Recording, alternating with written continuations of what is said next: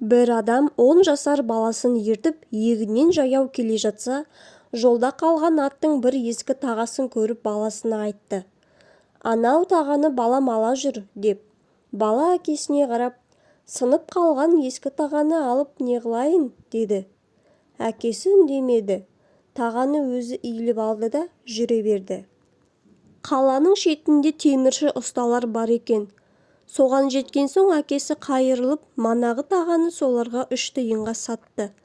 Одан біраз жер өткен соң, шие сатып отырғандардан ол 3 тиынға бір талай шие сатып алды. Сонымен шиені орамалына түйіп, шетінен өзі бірем-бірем алып жеп, баласына қарамай аяңдап жүре берді. Біраз жер өткен соң әкесінің қолынан бір шие жерге түседі. Артында келе жатқан бала да тым қызығып келеді екен. Жерге түскен шиені жалма-жан жерден алып аузына салды. Шамалы жүрген соң және бір шие. Онан біраз өткен соң және тағы да бір шие. Сонымен әр жерде бір әкесінің қолынан түскен шиені 10 шақты рет иіліп жерден алып жеді. Ең соңында әкесі тоқтап тұрып айтты. «Көрдің бе? Мана тағаны жаманысынып, жерден бір ғана иіліп көтеріп алуға еріндің.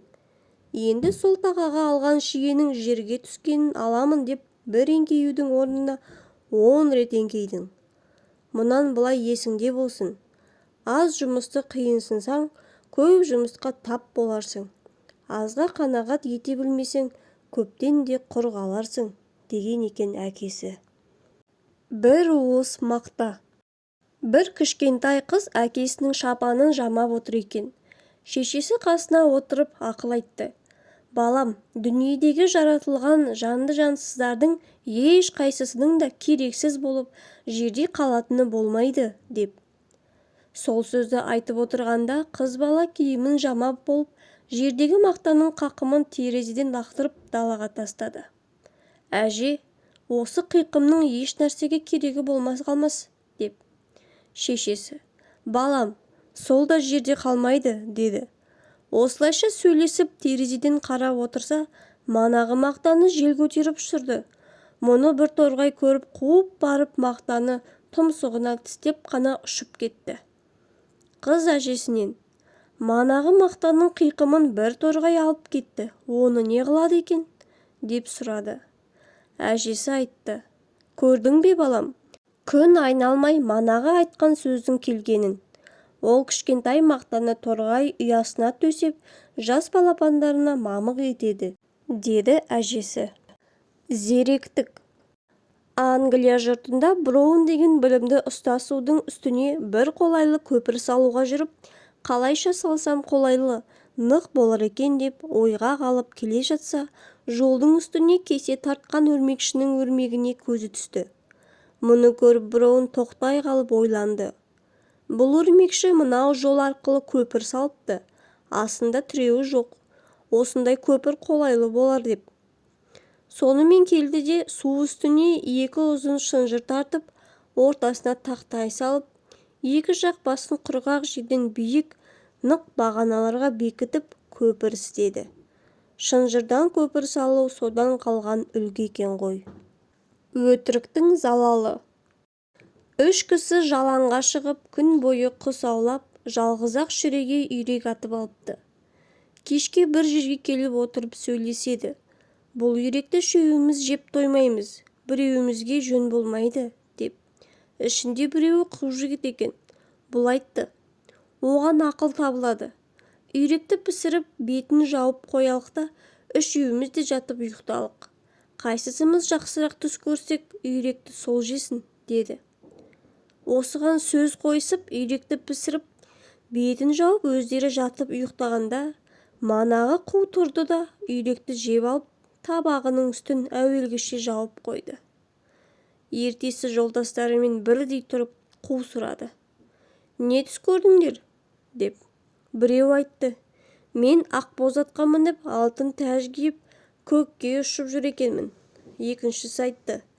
«Мен ұшпаққа кіріп, хор қыздары маған қызмет етіп жүр екен». Сонда қу айтты. «Екеуіңдікі де рас. Мен түсімде сендерге қарап тұрып едім. Бірің патша болып көкке ұшып кеткен соң, енді бірің ұшпаққа кіріп кеткен соң, бір шүрегей үйрекке болақ айтып келіп жатар деймісің деп, үйректі мен жеп қойдым, деді. Петр патшаның тергелгені. Рига деген қаланы жаулап алғанның соңында Петр патша Меншиков деген князьға және Шереметьев деген графқа наград есебінде жаулап алған жерлерден жер берімтіміз. Осындай берілген жердің біреуі Рига қаласының бір қарапайым адамына тиісті жер екен. Барып патшаға арыз етті. Не кінәм бар, жерімді біреу алғандай, деп. Патша арызын тыңдап болып айтты. Арызың дұрыс болса, тиісті қазыларға арыз ет, яғни сотқа бер, деді. Ол кісі арыз берді. Меншиков деген князь жерімді тартып алды, деп. Қазылар арызын алып сұрап еді, Меншиков жауап берді. Ол жерді маған наградқа патша берді, деп. Қазылар Петр патшаға да хабар беріп, патша өзі де келді. Патшадан да жауап сұрап болып, ақырында қазылар Петр патшаның бұл ісі дұрыс емес, нахақ біреудің жерін наградқа беріпті, деп жерді иесіне қайтаруға бұйырысты. Патша билігін есітіп болған соң түрегеліп, қазылардың бетінен сүйіпті. Әділдіктеріңе Алла разы болсын, деп және сол жерде айтты, дейді. Законға мен мұнша көнгенімде, бөтендер көнбестік етуді ойынан шығарсын. Баланың айласы. Бір әлім адам жапанда келе жатып, аяқ астында бір үлкен тасқа сүрініп жығылып, ойлады. Бұл тас адамға зиян келтіретін тас екен, жолдан алып тастайын, деп. Сол оймен тасты көтеріп еді, астынан бір сандық шықты. Сандықты ашып еді, ішінен бір жылан шығып, шығамын, деп әлімге ұмтылды. Әлім айтты. Мен сені қараңғы, тар жерден тұтқыннан шығардым. Жақсылыққа жамандық па бар ма? Жылан айтты. Бар. Әлім айтты. Олай болса біреуге жүгінелік. Төре салған тисе шығарсын, деп. Жылан да бұл сөзге тоқтап, екеуі келе жатып түйеге жолықты. Түйеге бұлар істерінің мәнісін айтып еді, түйе айтты. Жақсылыққа жамандық бар. Не үшін десеңіз, мен адамның қанша ауыр жүгін, мүлкін тасып, өмірімше қызмет істесем де, адам қай уақытта шамамнан тысқары жүк артады, деп. Жүре алмасам ұрып соғып ренжітеді. Жылан мұны естіп, әлімнің мойнына бір оралды. Мұнан шығып жеміс ағаштарына келіп жүгінді. Бұл ағашты айтты. Жақсылыққа жамандық бар. Не үшін десеңіз, менің жемісіммен қанша адам күн көріп пайдаланып тұрса да, жемісімді жан ауыртпай, қолымен алмай, төбімнен қат тұрып, жемісімді жерге түсіріп алып жейді, деді. Жылан әлімнің мойнына тағы бір оралды. Онан кетіп бір итке жолығысты. Ит те айтты. Жақсылыққа жамандық бар. Мен иеме қанша күн-түн ұйықтамай, мүлкін, малын, өзін бағып қызмет қылып жедім. Ақырында мен қартайып, аурулы болған соң, таяқта бұрып, мені қуып жіберді, деді. Жылан және бір оралып, енді шығамын, деді. Әлім айтты. Енді тағы біреуге жүгінейік. Төрелік тағы саған тисе, шаға бер. Содан шығып, ойнап жүрген бір топ балаларға келді. Ішінде бір бала әлімге сәлем берді. Әлім сәлемін алып, сол балаға істерінің мәнісін айтты. Бала естіп болып. Әй ата, бекер сөйлейсің. Осы қолыңдағы кіп-кішкентай қоптиға мойныңа үш оралған әйдік жылан сыюшы ма еді, деді. Сонда жылан айтты. Бұл сөз рас, деп. Бала тіпті нанбады. Бұл сөзге көзбен көрмей, кісі нанып болмас, деп.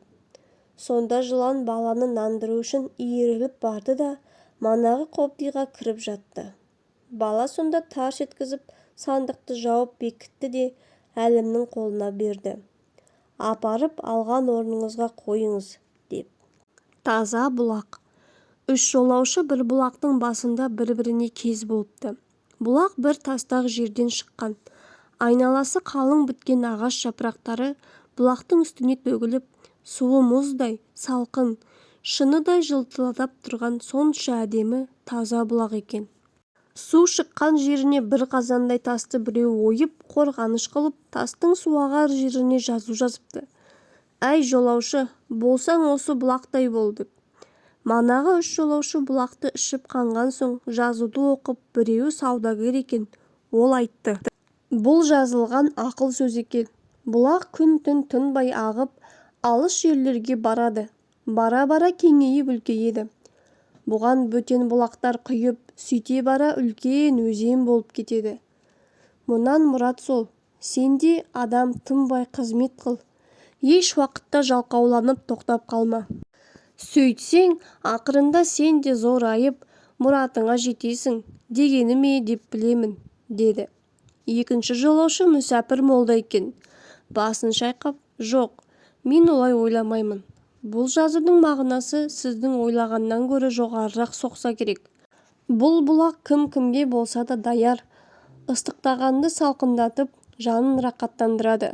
Сусағанның сусынын қандырады, оның үшін ешкімнен ақы дәметпейді. Бұлай болса адамға да әбірет сол. Біреуге жақсылық етсең, ол жақсылығыңды ешкімге міндет етпе дегені болса керек, деді. Үшінші жолаушы көркейіп келген бір әдемі жігіт екен. Бұл үндемей тұрды. Жолдастары, сен не ойлайсың деп сұрады. Жігіт айтты, менің ойыма бөтен бір нәрсе келеді. Бұл бұлақтың суы бір орында тынып тұрып, шөп-шалам, лай-қуқым болса, бұған адам мен айуан мұнша ынтық болмас еді. Бұлақ күні-түні тынбай ағып, тазаланып тұрғаны үшін ынтық болады. Олай болса жазудың мағынасы, көңіліңді, бойыңды осы бұлақтай таза сақта. Бұлаққа қарасақ, күн түссе күннің, шөп түссе шөптің сәулесін көреміз.